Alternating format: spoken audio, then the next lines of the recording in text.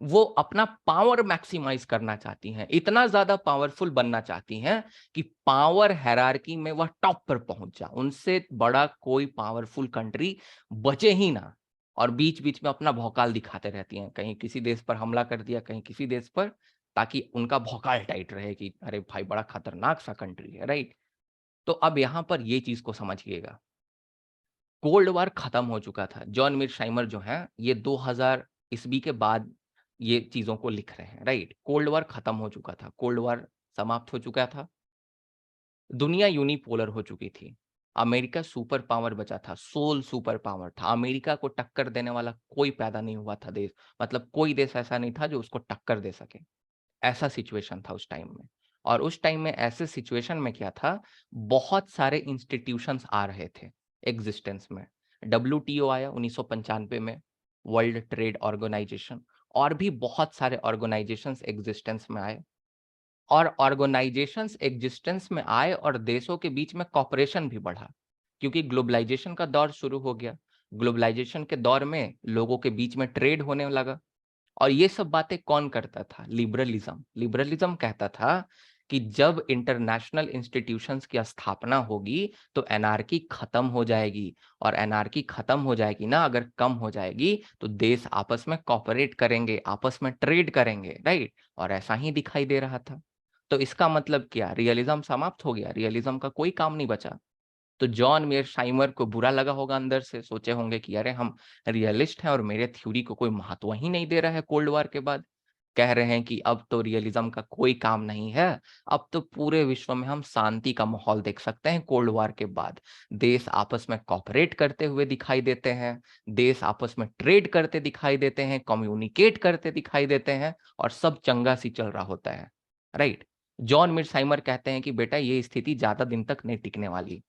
कोई ऐसा देश पैदा होगा ना जो यूएस के हेजेमनी को चैलेंज करेगा, तब बैलेंस ऑफ पावर जो है फिर से एक बार खतरे में पड़ेगा। अगर यूएस के हेजेमनी को कोई चैलेंज करने लगा तो फिर यूएस को बुरा लगेगा कि अरे भाई हम सुपर पावर हैं, सोल सुपर पावर, इकलौते शेर इस जंगल के, हमारे टक्कर में कौन खड़ा होगा? अगर कोई खड़ा होना शुरू हो गया तो यूएस को बुरा लगेगा, और जैसे ही बुरा लगा बैलेंस ऑफ पावर डिस्टॉर्ट होगा, और उसके बाद जो है फिर से कॉन्फ्लिक्ट और संघर्ष का सिचुएशन जो है वो शुरू हो जाएगा। हाँ उदित बोलिए। सर बैलेंस ऑफ पावर तो इस वाली सिचुएशन में भी तो नहीं है ना। एक ही तो स्टेट है जो हेजेमनी अपनी बनाकर रख रहा है, और सारे स्टेट जो है उससे नीचे है एक तरीके से, तो बैलेंस ऑफ पावर तो वर्ल्ड सिस्टम में अब भी नहीं था। हाँ ये तो बात है, balance of power world system में अभी भी नहीं था, लेकिन यूएस हेजेमनी था ना, यूएस का हेजेमनी, राइट। अगर इसको कोई चैलेंज करेगा तो यूएस का जो सिचुएशन है, यथा स्थिति, बैलेंस ऑफ पावर का एक और मतलब होता है स्टेटस को, राइट। स्टेटस को, तो वो स्टेटस को जो है ना वो चेंज होगा। आप समझ रहे हैं बात को? यथा स्थिति जो प्रेजेंट सिचुएशन है वो चेंज होगा। और जब प्रेजेंट सिचुएशन चेंज होगा ना तो फिर जैसे होता क्या है, क्लास में कोई टॉपर होता है, हमेशा से 10 साल से टॉप करते रहता है, एक नया स्टूडेंट आता है टॉप कर जाता है, बेचारा सेकंड पोजीशन में आ जाता है, तो उसको कितना बुरा लगता है, वही वाला सिचुएशन होगा। मतलब स्टेटस को चेंज होगा, बोलने का मेरा मतलब था यहाँ बैलेंस ऑफ पावर से। ये चीज समझ में आया? Okay sir. हाँ, तो स्टेटस को बदलेगा, और जब स्टेटस को बदलेगा ना तो फिर से प्रॉब्लम्स होंगी। और यहाँ पर जॉन मिरशाइमर जो है चाइना को लेकर बहुत ज्यादा जो है वो ऑफेंसिव है। चाइना को लेकर वो कहते हैं, ये देखिए जॉन मिरशाइमर कह रहे हैं कि जब भी कॉन्फ़िगरेशन चेंज होगा इंटरनेशनल सिस्टम का, कॉन्फ्लिक्ट होगा ही होगा। अभी यूनिपोलर वर्ल्ड ऑर्डर है, यूएस हेजेमन है, अभी सब ठीक चल रहा है। यूएस को कोई चैलेंज करेगा ना तो समझ जाइए फिर से कॉन्फ्लिक्ट और संघर्ष आपको देखने को मिलेगा। और जहां कॉन्फ्लिक्ट और संघर्ष होगा रियलिज्म की थ्योरी अप्लाई होगी, राइट। जॉन मिरसाइमर ये भी कहते हैं कि चैलेंज कौन करने वाला है, तो चैलेंज करेगा चाइना। चाइना यूएस के हेजेमनी को चैलेंज करेगा, वो बहुत पहले से प्रिडिक्ट कर देते हैं इस चीज को, ओके। और यूएस को कहते हैं कि यूएस मूर्ख बन के बैठा हुआ है, यूएस जो है राइज ऑफ चाइना को सपोर्ट कर रहा है। ये मूर्खता वाली बात है, क्योंकि चाइना जो है ना ये झूठ मूठ कर बोल रहा है कि हम पीसफुली राइज करेंगे। ये जो डिस्कोर्स है पीसफुल राइज ऑफ चाइना, ये बकवास की बात है। चाइना पीसफुली राइज नहीं करेगा। क्योंकि चाइना का अगर आप इतिहास उठाकर देखें, चाइना में अगर आप रियलिज्म के ट्रेडिशन को देखें, तो चाइना वाले कभी भी सिक्योरिटी मैक्सिमाइजर नहीं रहे, डिफेंसिव रियलिस्ट नहीं रहे। चाइना वाले लोग हमेशा से ऑफेंसिव रियलिज्म को सपोर्ट करते हैं, हमेशा से पावर को मैक्सिमाइज करना चाहते हैं, डोमिनेंट बनना चाहते हैं, अपने वर्चस्व को जो है कायम करना चाहते हैं। और चाइना भी ऐसा ही करेगा भविष्य में। और जब चाइना ऐसा करेगा ना, तब यूएस को पता चलेगा कि प्रॉब्लम और गलती कहाँ हो गई। और ऐसा हो भी रहा है, अभी भी ऐसा हो रहा है। नेपोलियन ने इनफैक्ट चाइना के बारे में एक बार कहा भी था कि पूर्व में एक ड्रैगन है, वो अभी सो रहा है, उसको इसको सोने दो, लेकिन जिस दिन ये जागेगा उस दिन ये पूरे दुनिया में तबाही मचा देगा। और ड्रैगन जाग चुका है, अभी ड्रैगन जाग चुका है। और यूएस भी उस ड्रैगन से कांपता है। Russia Russia is not the second power in the world order, China is the second power. Russia is completely dependent upon China. मैं 2-3 लेक्चर से बता रहा हूँ, रशिया जो है अभी चाइना की गुलामी कर रहा है पूरे रूप से। चाइना के आगे नहीं जा सकता रशिया, अभी इतना पावरफुल हो चुका है अभी चाइना, राइट। तो वो कहते हैं कि ये बिलीव करना कि पीसफुली राइज करेगा चाइना, ये बेवकूफी वाली बात है।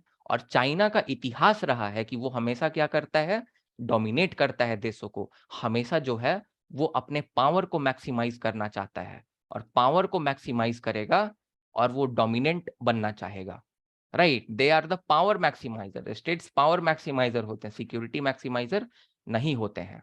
और यूएस को चाइना को अभी कंटेन करना पड़ेगा, अभी रोकना पड़ेगा। अगर 2 डिकेड तक, 20 सालों तक यूएस ने चाइना को नहीं रोका, तो चाइना इतना आगे निकल जाएगा, गैप इतना हो जाएगा कि फिर उसको रोकना बड़ा मुश्किल हो जाएगा। और इनफैक्ट हो चुका मुश्किल चाइना को रोकना। अब चाइना को यूएस नहीं रोक सकता है। 10-20 सालों में आप देखिएगा जो सिचुएशन है, ये पूरी तरह से बदल जाएगा। ओके, हाँ, स्लीपिंग जाइंट बोला था, राइट, वेरी गुड। ओके, अब मीर शाइमर बोलते हैं कि देखो मैं यूएस को तो कुछ आइडियाज भी दे रहा हूं, और यूएस ऐसा फॉलो करते आया है। यूएस जो है किसी भी देश को कंटेन करने के लिए, या यूएस ये हमेशा इंश्योर करता है कि कोई रीजनल पावर ग्रो ना हो, कोई रीजनल पावर ग्रो ना हो। क्योंकि सबसे पहले कोई रीजनल पावर बनता है, उसके बाद ग्रेट पावर बनता है, फिर सुपर पावर बनता है और चैलेंज करता है दूसरे देशों को। तो यूएस हमेशा इंश्योर करना मतलब करता है कि बीज जो जब रोपा जाए ना, तो बीज जैसे ही फले फूले, थोड़ा सा रीजनल पावर जैसा बने, बीज को ही समाप्त कर दो, ताकि वो पेड़ कभी उग ही ना पाए। और यूएस उसके लिए क्या करता आया है, युद्ध करता आया है, डायरेक्ट एक्शन, युद्ध। लेकिन अभी आप युद्ध नहीं कर सकते, अभी आप 21st सेंचुरी में है। युद्ध करना इज नॉट दैट इजी, बहुत कॉस्ट लगेगा आपको, बहुत खर्चे होंगे, आप अफोर्ड नहीं कर पाएंगे।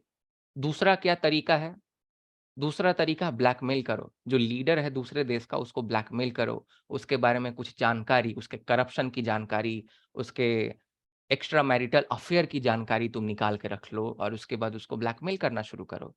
लेकिन जो बहुत बड़े-बड़े देश होंगे ना, उस पर ये ब्लैकमेलिंग वाला ट्रिक काम नहीं आएगा। ये ब्लैकमेलिंग वाला ट्रिक काम आएगा छोटे-छोटे देशों पर, राइट? तो डायरेक्ट एक्शन से तो आप नहीं कर सकते देशों को कंटेन। तो इनडायरेक्ट एक्शन कुछ कर लीजिए। इनडायरेक्ट एक्शन में क्या होता है, मैं कल ही बता रहा था, और आप देख सकते हैं ऐसा ही हमेशा अमेरिका करते आया है। सबको समझ में आ रहा है ना, क्योंकि न्यू स्टूडेंट्स मेरे को दिख नहीं रहे हैं। न्यू स्टूडेंट्स प्रीति, और आपको समझ में आ रहा है विकल्प जो अभी ज्वाइन किए हैं क्लास?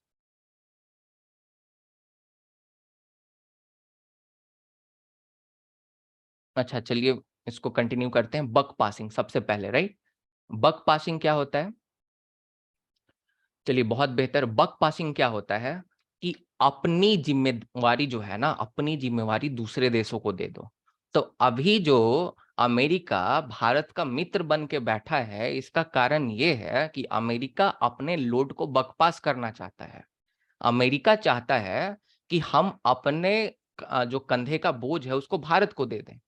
क्योंकि अमेरिका जानता है कि अगर कोई साउथ एशिया में चाइना को चैलेंज कर सकता है, तो वो इंडिया है। तो इसीलिए अपने बर्डन को, अपने बोझ को दूसरों को शिफ्ट कर देना, इसको बक पासिंग बोलते हैं। और हमेशा से अमेरिका ऐसे करते आया है। और अभी इंडिया पर ये बोझ जो है चाइना को कंटेन करने का, ये बक पास कर रहा है, हमें देखने को मिलता है। तो इनडायरेक्ट एक्शन में सबसे पहला है बक पासिंग। दूसरा क्या है, दूसरा ऐसा कौन सा तरीका है जिससे आप किसी भी रीजनल पावर को ग्रो ही ना होने दो, किसी भी क्षेत्रीय शक्ति को आप ग्रो करने से पहले उसको जो है आगे बढ़ने से पहले ही रोक दो। तो दूसरा नीति है आपका bet and bleed. Bet and bleed का मतलब कि अगर दो शक्तियां लड़ रही हैं आपस में ना, तो दोनों को लड़ने दो, लड़ने दो, लड़ने दो और कमजोर बनने दो। और जब रीजनल पावर कमजोर हो जाएगा ना, तो उसके खिलाफ जाकर तुम थोड़ी सी लड़ाई कर दो। इस तरह से आप रीजनल पावर को ग्रो नहीं होने दोगे। एग्जाम्पल के तौर पर, जब भी पाकिस्तान और इंडिया में लड़ाई होता है, तो अमेरिका को पता है कि इंडिया रीजनल पावर बन सकता है। अब तो खैर इंडिया रीजनल पावर है भी, बट अमेरिका को पता था इंडिया में कैपेबिलिटी है, इतना बड़ा देश है, इतनी बड़ी जनसंख्या, इतना बड़ा इकोनॉमी, इंडिया रीजनल पावर बन सकता है। तो अमेरिका क्या करता है, जब पाकिस्तान और इंडिया में युद्ध होता है, तो अमेरिका सबसे पहले इंश्योर करता है कि युद्ध चलता रहे, चलता रहे, चलता रहे, और सबसे पहले इंडिया तो कमजोर हो जाए। रीजनल पावर तो पहले ही कमजोर हो गया, क्योंकि कोई भी देश है वह युद्ध लड़ेगा तो कमजोर तो होगा ही। अब रशिया उतना बड़ा देश, वो कमजोर पड़ गया यूक्रेन के सामने युद्ध लड़के। तो इंडिया कौन सी चीज थी उस टाइम में? तो इंडिया को पहले कमजोर कर दो और उसके बाद सपोर्ट किसको कर दो? पाकिस्तान को सपोर्ट कर दो। इतिहास को याद करिए, हमेशा पाकिस्तान को युद्ध में सपोर्ट किया है अमेरिका ने, हमेशा। इनफैक्ट कारगिल के भी टाइम, हमेशा। क्योंकि वो चाहता है कि कोई भी रीजनल पावर ग्रो ना करे। अमेरिका एक ऐसा दोस्त है ना, जो बहुत ज्यादा ईर्ष्या रखता है, बहुत ज्यादा जेलेसी रखता है दूसरों से, राइट? होता है ना कि मेरा दोस्त मेरे से ज्यादा नंबर ना ला दे। अच्छा दोस्त है मेरा, हम रिस्पेक्ट करते हैं, सब ठीक है, और मेरे से ज्यादा नंबर आ गया तो हमको दुख होगा। डायलॉग भी सुने थे, दोस्त फेल होता है तो दुख होता है, दोस्त टॉप कर जाता है तो और ज्यादा दुख होता है। बिल्कुल सही बात है, ऐसा होता है, राइट? तो इंडिया और पाकिस्तान जो है, इसमें युद्ध होगा तो पाकिस्तान को सपोर्ट किया। इंडिया और चाइना में युद्ध हुआ तो किसको सपोर्ट किया अमेरिका ने? चाइना इंडिया के सामने ज्यादा जो है ताकतवर था, तो पहले लड़ने दिया, चाइना को कमजोर होने दिया इंडिया से लड़के। और 1962 के युद्ध में ना, रशिया ने हमें सपोर्ट नहीं किया था। मैं फिर से बता रहा हूँ, रशिया के जो निकिता क्रुश्चेव थे, उन्होंने कहा था कि जो हमारा इंडिया है वो दोस्त हो सकता है, लेकिन चाइना तो मेरा भाई है। क्योंकि कम्युनिस्ट ब्लॉक में थे दोनों, दोनों साम्यवादी गुट का हिस्सा थे, और इंडिया का सीक्रेट इंफॉर्मेशन को चाइना को शेयर किया गया था रशिया के द्वारा। इनफैक्ट रशिया ने हमें मिग जहाजों की डिलीवरी नहीं दी थी टाइम पर, ताकि हम उसको इसके खिलाफ, चाइना के खिलाफ यूज कर सकें। तो इंडिया को सपोर्ट किया था अमेरिका और ब्रिटेन दोनों ने। तो देखिए, बेट एंड ब्लीड, जो कमजोर है उसका सपोर्ट कर दो, क्योंकि ताकतवर वाला बिल्कुल नीचे चला जाए, वो कभी रीजनल पावर बन ही ना सके। इसी तरह से सऊदी में और ईरान में अगर युद्ध हुआ तो किसको सपोर्ट किया था? सऊदी को सपोर्ट किया था, क्योंकि उस समय जो ये कंट्री था, ये काफी ज्यादा ग्रो कर रहा था, राइट? तो ये जो है, ये नीति अपनाता है। उसका तीसरा नीति क्या है? Blood letting. ब्लड लेटिंग का मतलब कि दो देश को आपस में लड़ने दो और लड़ के जो है मरने दो, और वो लड़ाई में थोड़ा सा और घी डालने का काम करते रहो। वो लोग लड़ाई बंद करने की कोशिश करें ना, तो बंद ही मत होने दो। ये कैसे करता है? दो देश लड़ते हैं, दो देश कमजोर हो रहे हैं, दोनों को सप्लाई करेगा वेपन।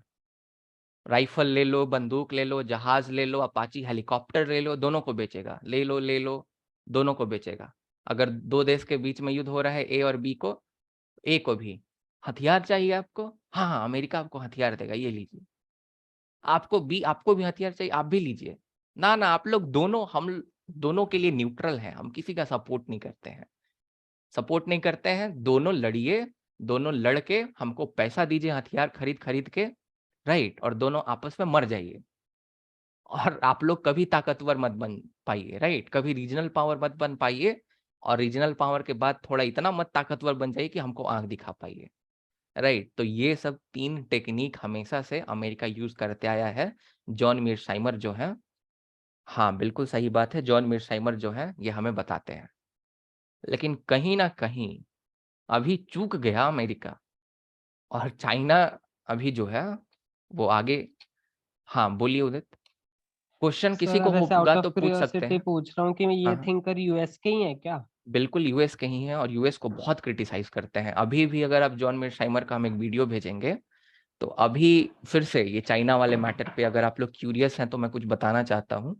कहते हैं कि अमेरिका से बेवकूफ देश मैंने नहीं देखा फॉरेन पॉलिसी बनाने में। जॉन मेर्शाइमर का एक वीडियो भी है, मैं भेज दूंगा, यूट्यूब पर है। अभी ये यूनिवर्सिटी ऑफ शायद मिशिगन में कि कैलिफोर्निया में पढ़ाते हैं, मुझे ध्यान में नहीं है, बट ये पढ़ाते हैं कहीं के पॉलिटिकल साइंस के प्रोफेसर हैं, ओके, अमेरिका में ही। कहते हैं कि अभी क्या समय था, अभी समय था चाइना को कंटेन करने का। और चाइना को कंटेन करने का समय था ना, तो अभी रशिया, अमेरिका और इंडिया को साथ में आना चाहिए था। क्योंकि तीनों जानते हैं कि चाइना से खतरा है, तीनों जानते हैं। रशिया भले ही चाइना का अभी स्लेव हो, बट रशिया को भी मन ही मन पता है कि चाइना ग्रो कर रहा है, तो बाद में हम ही लोग को हानि पहुंचाएगा। तो अभी क्या करना चाहिए था, अमेरिका, रशिया और इंडिया को सेम पेज पर रहना चाहिए था। ऐसा कहते हैं जॉन मेर्शाइमर। लेकिन अमेरिका इतना बेवकूफ है, इतना बेवकूफ है कि उसने सबसे पहले कह दिया कि यूक्रेन नाटो का मेंबर बनेगा। उसके बाद जो है वो लड़ गया रशिया के साथ। अभी तो प्रॉक्सी वार कर ही रहा है ना, सबका सब हथियार दे रहा है, यूक्रेन को सब दे रहा है। तो अभी जहां एक साथ रहने का बारी था, वहां रशिया को उसने अलग कर दिया। और इंडिया की तारीफ करते हैं जॉन मीरसाइमर अभी यूक्रेन युद्ध में, कि इंडिया तो अपने जगह पे ठीक खेल गया। इंडिया और रशिया को साथ में ही रहना था अभी चाइना को बैलेंस करने के लिए, और इंडिया ठीक से खेल गया, रशिया के खिलाफ कुछ नहीं बोला यूक्रेन युद्ध में। तो इंडिया तो अपने जगह पे ठीक है, वो तो रशिया के साथ है। तुम क्यों नहीं जाकर उन लोगों को ज्वाइन करते हो चाइना को कंटेन करने के लिए? कितना बेवकूफाना हरकत कर रहे हो तुम। क्या जरूरत था, यूक्रेन नहीं शामिल होता नाटो में तो तुम मर जाता। फालतू में उस्काने का काम किया तुम रशिया को, राइट? तो ये कहते हैं जॉर्ज मेर्शाइमर। मैं ये वीडियो आपको भेज दूंगा, राइट? ये ज्यादा पुराना वीडियो नहीं है, यूक्रेन वॉर जब स्टार्ट हुआ था। और आप जॉन मेर्शाइमर के बारे में ढूंढिएगा तो मिलते रहेगा। जॉन मेर्शाइमर अभी जीवित हैं, जिंदा आदमी हैं, तो अभी इनसे आप लोग बहुत कुछ सीख सकते हैं। ओके, हाँ बोलिए नितिन। सर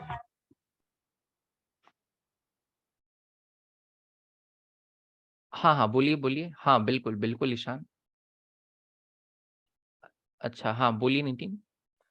सर ये जो आपने एग्जांपल दिया है पाकिस्तान वर्सेस इंडिया और इंडिया हम्म वर्सेस चाइना, हम्म। तो इंडिया